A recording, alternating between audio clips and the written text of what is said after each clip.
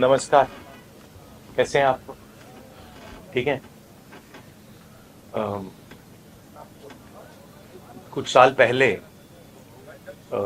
नरेंद्र मोदी जी ने ये हिंदुस्तान का जो पॉलिटिकल फाइनेंस का सिस्टम है उसको साफ करने की बात की थी, और इलेक्टोरल बॉन्ड्स का जो कॉन्सेप्ट है वो नरेंद्र मोदी जी ने डेवलप किया और उसको इम्प्लीमेंट किया। और कुछ ही दिन पहले इलेक्टोरल बॉन्ड की सच्चाई देश को दिखी। बेसिकली जो नरेंद्र मोदी जी ने इलेक्टोरल बॉन्ड का कॉन्सेप्ट रखा है वो दुनिया का सबसे बड़ा एक्सटॉर्शन रैकेट है। मैं फिर से कह देता हूं, दुनिया का सबसे बड़ा नेशनल लेवल का एक्सटॉर्शन रैकेट है। कंपनियों से हफ्ता लेने का तरीका है, कंपनियों से कॉन्ट्रैक्ट्स का शेयर लेने का तरीका है, और शायद सबसे बड़ा, दुनिया में सबसे बड़ा भ्रष्टाचार का स्कैम है।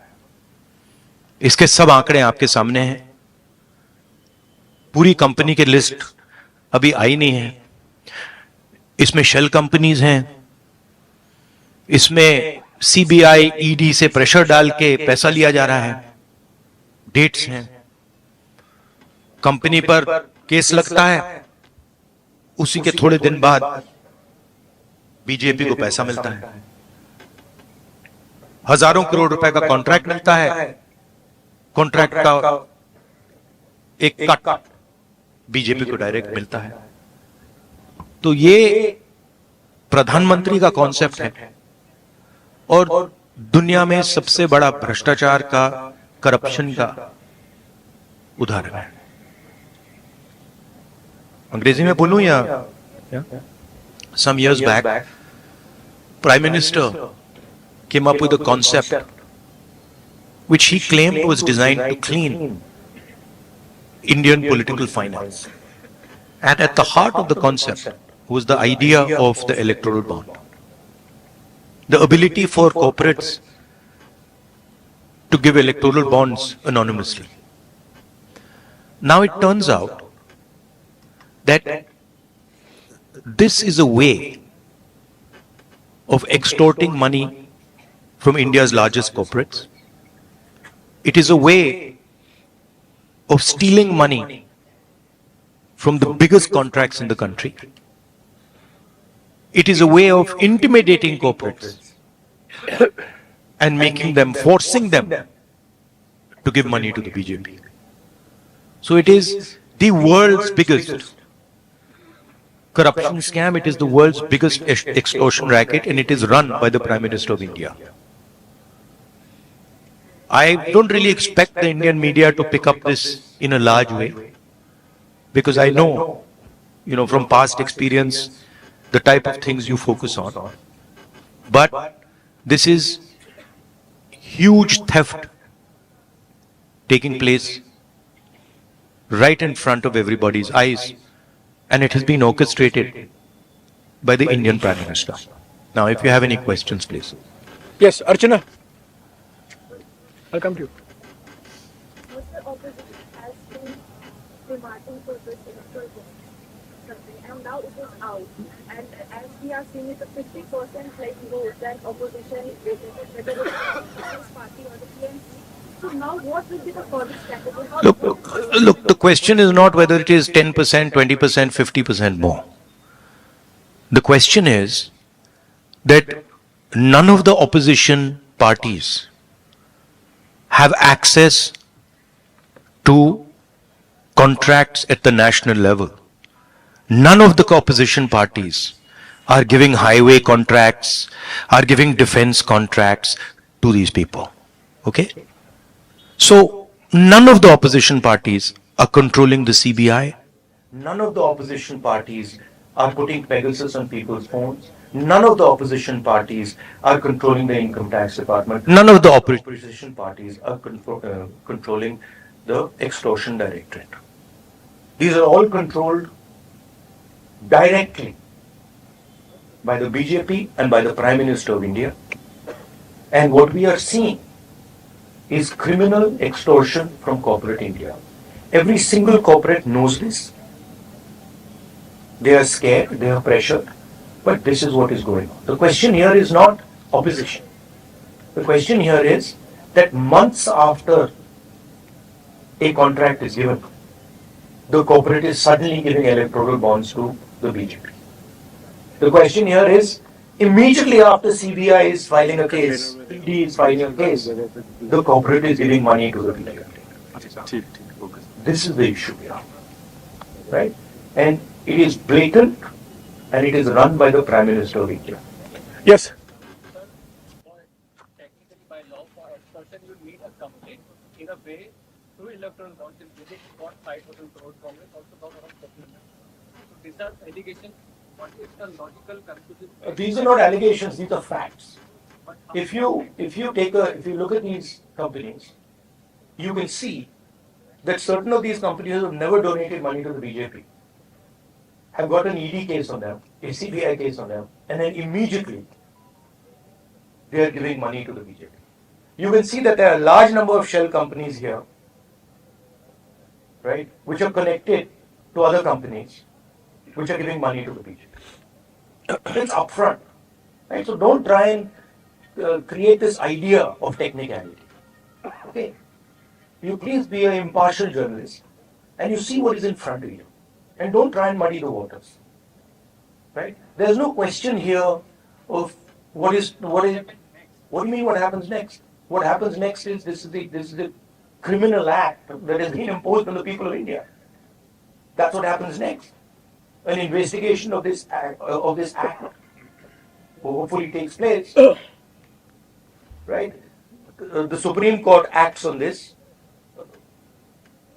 and as important, maybe it's about time some of you start writing about it.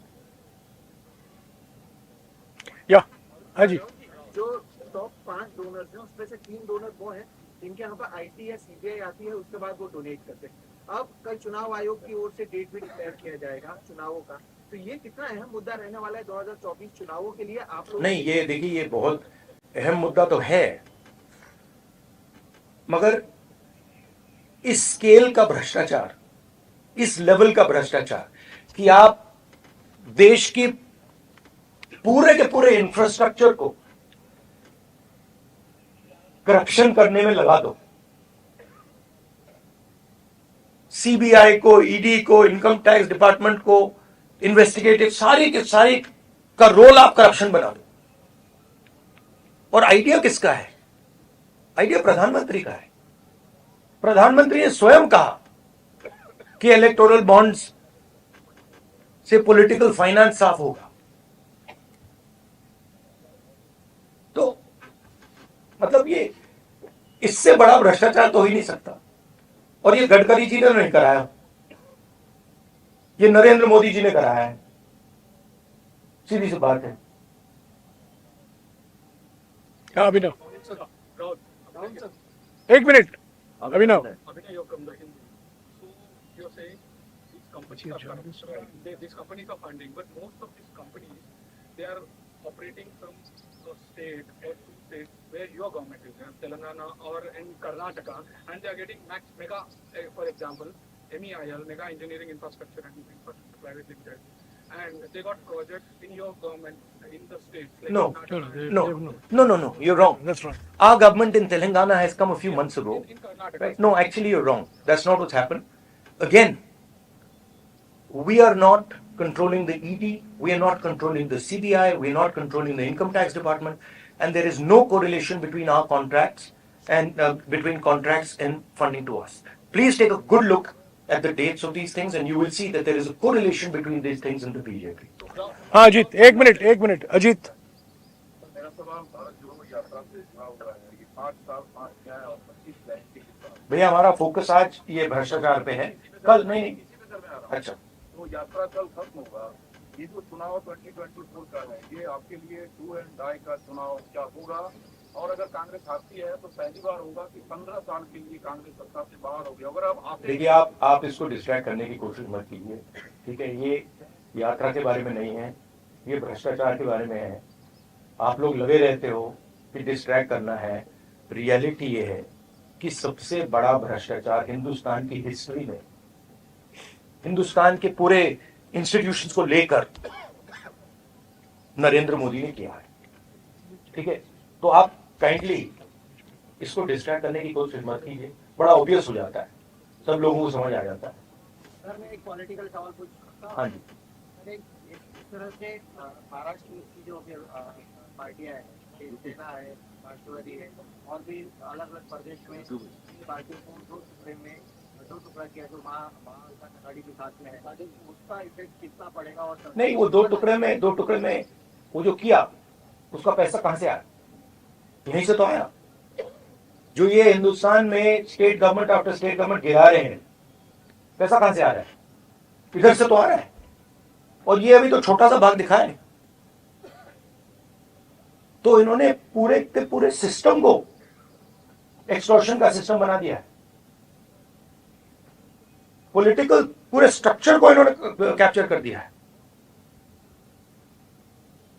CBI investigation नहीं करती है, ईडी इन्वेस्टिगेशन नहीं करती है, एक्सटॉर्शन करती है। किसके लिए? बीजेपी के लिए।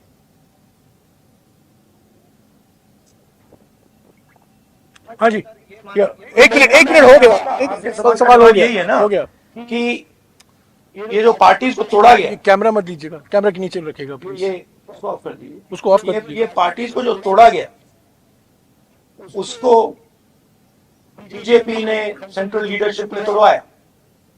तो ऑब्वियस है, वो तो मतलब अमित शाह वही काम करते रहते हैं। उन्होंने उनको पैसा दिया, ये भी सब जानते हैं, पूरा महाराष्ट्र जानता है पैसा कहां से आया। मैं आपको बता रहा हूं पैसा कहां से आया। बट सबसे बड़े कॉन्ट्रैक्ट्स हैं, उसका हिस्सा लेकर बीजेपी ने सरकार को गिराया। तो नीति यही है। हाँ जी, राहुल जी, आप एक्सटॉर्शन को लेकर, तो इस मुद्दे को लेकर आप सुप्रीम कोर्ट जाएंगे? जो भ्रष्टाचार हुआ है आपका मानना है, तो इसको इस मुद्दे नहीं, मेरा मानना मतलब आप पढ़ा इसके बारे में क्या? आपने अभी बोला तो आपने लिस्ट देखी हमको देखी, आप मीडिया में है ना? मुद्दे को लेकर आप जाएंगे क्या, ये पूछ रहा हूँ? नहीं, जाएंगे क्या, हम रेज करेंगे, मगर आपका भी काम बनता है ना। कहाँ कर रहे हो आप? तो ऐसे बोल रहे हो जैसे हुआ ही नहीं। तो मेरा कहना है, हाँ, सुप्रीम कोर्ट का रोल है, आपका रोल है। ये पूरा का पूरा जो हिंदुस्तान का इंस्टीट्यूशनल फ्रेमवर्क है, इसको बीजेपी ने कैप्चर कर रखा है। और पूरे सारे के सारे इंस्टीट्यूशंस इसी काम में लगे हुए हैं। ये एंटी नेशनल एक्टिविटी हो रही है, इससे बड़ी एंटी नेशनल एक्टिविटी हो ही नहीं सकती। और दुनिया में सबसे बड़े लेवल पे हो रही है, सबसे मतलब मैक्सिमम जैसे किया जा सकता है वैसे किया जा रहा है हिंदुस्तान में। बताया कि इलेक्ट्रल बॉन्ड जो है वो एक एक्सटॉर्शन का जरिया है, लेकिन वही इलेक्ट्रल बॉन्ड जो है कांग्रेस भी ले रही है, बाकी पार्टियां भी ले रही है। आप फिर से वही सवाल पूछ रहे हो। मैं आपको बता रहा हूं कि कांग्रेस पार्टी हिंदुस्तान की सरकार नहीं चलाती है। हाँ, क्या इलेक्ट्रल बॉन्ड नहीं लेंगी एकदम से, उसको अवैध बता दें? उस पर डिस्कशन हो सकता है, इंडिया गठबंधन में डिस्कशन हो सकता है, मगर पॉइंट ये है कि CBI, ED, income tax department का प्रयोग किया जा रहा है, कंपनीज को एक्सटॉर्ट किया जा रहा है, बड़े बड़े कॉन्ट्रैक्ट्स का शेयर लिया जा रहा है, कॉन्ट्रैक्ट देने से पहले इलेक्टोरल बॉन्ड्स दिए जा रहे हैं और फिर एकदम बाद कॉन्ट्रैक्ट दिया जा रहा है। शेल कंपनीज उसमें भरी हुई हैं और ये पूरा का पूरा जो ढांचा है प्रधानमंत्री ने क्रिएट किया है, इनका ब्रेन चाइल्ड है। इन्होंने कहा है कि भाई इलेक्टोरल बॉन्ड्स हिंदुस्तान की राजनीति को साफ कर देगा। हो गया, Abhinav please, no, we are doing one question, thank you. Ma'am, you've asked your question, please. Rahul ji आपकी यात्रा दूसरी बार महाराष्ट्र में आई। पहली बार जब आए थे तो कांग्रेस पार्टी की पॉलिटिक्स कुछ अलग थी, लेकिन अब जब आए हैं तो पूर्व सीएम से लेकर एक पूर्व सांसद तक पार्टी का साथ छोड़कर बीजेपी में चले गए, शिवसेना में चले गए। क्या नहीं, देखिए, पार्टी का साथ छोड़ के नहीं गए हैं, पैसा देकर, सीबीआई को यूज कर ईडी को यूज कर उन पर दबाव डाल के इनको पार्टियों को तोड़ा गया है। कांग्रेस को नहीं तोड़ा गया है, कांग्रेस का कोई नहीं गया है, कांग्रेस एक बिल्कुल साफ खड़ी हुई है वहां पे। हाँ ठीक है, वो मिलिंद देवरा वो ठीक है, वो कोई बड़ी बात नहीं है। तो हमारी पार्टी इंटैक्ट है। जरूर अशोक चौहान गए, मिलिंद देवरा गए, और हमारी पार्टी इंटैक्ट है। शिवसेना को ये एनसीपी को पैसे से तोड़ा गया है। कैसे तोड़ा गया है आज मैं आपको बता रहा हूं। हाँ जी, न्यूज तक से रेडी। और चुनाव में यहाँ पे कांग्रेस पार्टी और हमारा जो गठबंधन है रिकॉर्ड मत से जीतने वाला है। हाँ जी, अमेठी से जुड़ा हुआ सवाल है। हमने पूरी यात्रा कवर की है और जब हम अमेठी पहुंचे तो जनता के बीच बहुत ज्यादा डिमांड ये थी कि राहुल गांधी जो है वो चुनाव लड़े अमेठी से। तो क्या ऐसा होता हुआ दिखाई देगा? ये तो हमारी सीसी है, खारगे जी है, वो ऑर्डर देंगे, मैं करूंगा जो भी उनकी राय है। मैं कांग्रेस पार्टी का सिपाही हूं, जो ऑर्डर मिलेगा करूंगा। हाँ, लास्ट क्वेश्चन। हाँ, ये सारे इलेक्ट्रल बॉन्ड में इतनी कंपनी लिस्टेड है, उसमें से आपको जिसने फंडिंग किया है उनके भी नाम सामने आएंगे। तो आगे चलकर ऐसा होगा क्या कि आपको जिसने फंडिंग किया है उनको भी सीबीआई और ईडी से फिर से टारगेट किया जाएगा? हो सकता है। सीबीआई और ईडी जैसी चीज नहीं है, वो बीजेपी का औजार है, वो बीजेपी के कंट्रोल में है। हिंदुस्तान में जो हमारे इंस्टीट्यूशंस हुआ करते थे वो आज इंस्टीट्यूशंस हिंदुस्तान के नहीं है। चाहे वो इलेक्शन कमीशन हो, चाहे वो सीबीआई हो, ईडी हो, ये सब हो, ये अब बीजेपी और आरएसएस के हथियार हैं। ये हिंदुस्तान के इंस्टीट्यूशंस नहीं रहे, इसीलिए ये जो हो रहा है ये हो पा रहा है। अगर ये इंस्टीट्यूशंस अपना काम करते, अगर सीबीआई अपना काम करती, ईडी अपना काम करती, तो ये नहीं होता। तो उनको ये भी सोचना चाहिए, ये जो सब कर रहे हैं, कि किसी ना किसी दिन बीजेपी की सरकार बदलेगी और फिर कार्रवाई होगी, और ऐसी कार्रवाई होगी कि मैं गारंटी कर रहा हूं ये फिर से कभी नहीं होगा। तो उनको भी सोचना चाहिए। Thank you.